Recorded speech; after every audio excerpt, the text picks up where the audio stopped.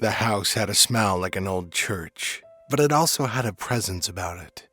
On certain mornings, when the river fog pressed against Point Breeze in Pittsburgh, you could see it looking like some historic monument. The hedges were clipped into shapes, and it had a front stoop that looked like an altar.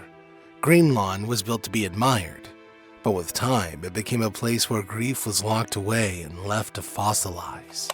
Henry was born in 1844 to a strict German Lutheran family that made its living from the soil. He learned the market trade by 12 and carried his produce from door to door.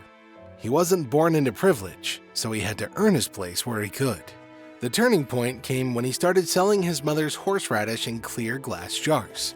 At the time, most merchants hid filler in rot and dark bottles. But Henry's choice to use clear glass was something different. It was fair. It was also a move of a marketing genius. It said plainly, "Come see for yourself." That transparency shaped how he worked, what he asked of others, and ultimately how he tried to shape his life. However, failure found him in the panic of the 1870s. His early enterprise failed, and to make matters worse, a fraud charge briefly stained his name. Public humiliation left him with a ledger of those he felt he'd wronged. Called it his book of moral debts. He worked obsessively to pay what the market and fate had taken, and he turned process and quality into a near scientific pursuit. Canning and preserving ceased to be merely a trade, and with time, it became a moral practice. By the 1890s, he had rebuilt his fortune and turned his attention to something grander, making his life visible. Green Lawn rose in an era when Pittsburgh's skyline was a chimney-studded profile. Henry bought a lot in Point Breeze to make sure everyone could see him shine. He lifted the older house and built around it, literally layering new ambitions over older foundations. The house had its own power plant, air filtration to keep out soot, and multiple greenhouses where orchids and exotic fruits grew under glass while the city choked on coal smoke. Henry loved collecting interesting objects. Clocks, ivory carvings, antique furniture, and even whole rooms that were transferred from European houses. At the center of the project was Henry's marriage to Sarah. She helped plan the household and gave Henry the steady domestic moral center that he wanted. But fate changed that plan. On Thanksgiving Day, 1894, Sarah died of pneumonia in the very house they had built together.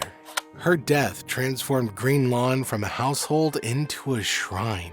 Rooms stayed immaculate, chairs went unused, and photographs of family moments were placed under glass as if they were in a museum. In an effort to hold on to permanence, Henry's collection habits turned obsessive. He started to surround himself with relics and clocks. Outside the house, his reputation was that of a progressive industrialist. He supported sanitation reforms, food purity, and paid attention to factory safety in ways that became models. He projected an image of civic responsibility that fit his character neatly. It was all about transparent containers and honest production. But yet, the warmth he offered the public wasn't the same as the warmth inside Green Lawn. His children, Clarence, Clifford, Howard, and Irene, were raised in a house where touching things felt forbidden, and sometimes were even disciplined. He was acting more like a manager and less like a parent. His love was displayed through rules and order, rather than the messy give and take of daily family life. Even the servants moved as if they were caretakers of a shrine rather than members of a household. Conversations were trimmed down to be rehearsed and professional, like the hedges around the mansion itself. It was apparent that only Henry's objects consoled him, as he was losing touch with his friends and his family. Neighbors also noticed the unnatural quiet, where other homes sent lantern lights spilling onto sidewalks and invited late evening chats. Green Lawn cast a shadow. Children learned early that the estate was to be admired from across the street, never entered. The house taught respect and fear in equal measure, and the townsfolk began to treat it like a local myth. When Henry died in May 1919 of pneumonia, the house served a final public ritual as thousands filed through to pay respects. But time moved onward. The household costs were enormous. Just imagine heating a stone mansion through Pittsburgh winters, staffing greenhouses and maintaining a score of clocks and artifacts. It all became a strain. The next generation, led by Howard, looked at Green Lawn as a liability. He was practical and modern and saw the family's future differently. Instead of preserving his father's private mausoleum, he chose to dismantle it. The family tried first to find a civic use for the house. Offers to the city, charities, and universities were made. Each organization politely declined, knowing the cost of its upkeep. So, the heirs chose to transform memory into utility. Collections were donated to museums. Fixtures and stained glass were sold or placed in other homes, and the estate was parceled for development. In 1924, Green Lawn was torn apart. Howard's choice to dismantle the house felt, to some, like betrayal. For others, it was a mercy, as each sailor donation was both a small relief and a small wound, an auction of objects that had once been used to drown sorrow. When fragments of Green Lawn turned up around town, they became relics. People who encountered them didn't always know their origin, yet the pieces altered the city's texture, inserting a memory into ordinary places where life continued. Howard directed resources toward projects meant for the living, including a memorial chapel at the university and endowments that supported students. That practical turn produced a different kind of monument, one that opened doors rather than closing them. The cold and professional aura it had was turned into a warm welcome. Henry's spirit also proved to be the most lasting. It's the glass jar, it's the label, and the product that went into everyday cupboards. The bottle of ketchup everybody knows about. It's reaching thousands of kitchens in a way a stone mansion never could. Today, the physical reminders of Green Lawn are faint, as its carriage house is converted into apartments, and the occasional stained glass window in a different building.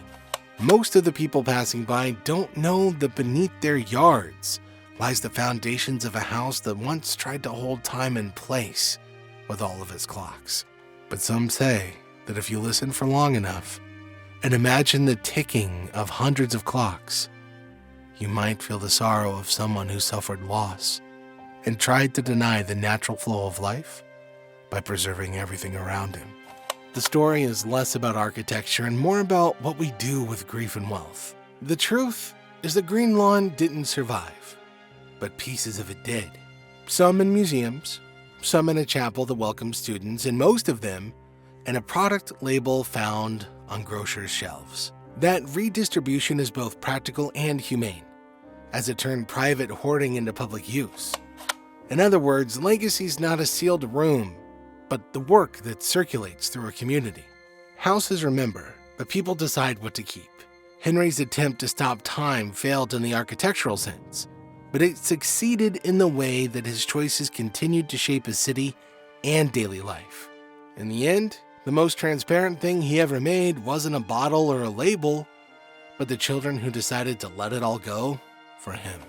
They chose to honor a man by investing in people rather than in a fossilized monument. It was a decision that acknowledged the truth of morality and the need for generosity. And the years after the house was gone, those who benefited would rarely trace the gifts back to a locked room. That anonymity made the legacy all the more fitting. Green Lawn's tale is a reminder that memory is best kept active, shared, and made useful. If you like the story of the forgotten Heinz mansion, make sure to subscribe for more videos just like this.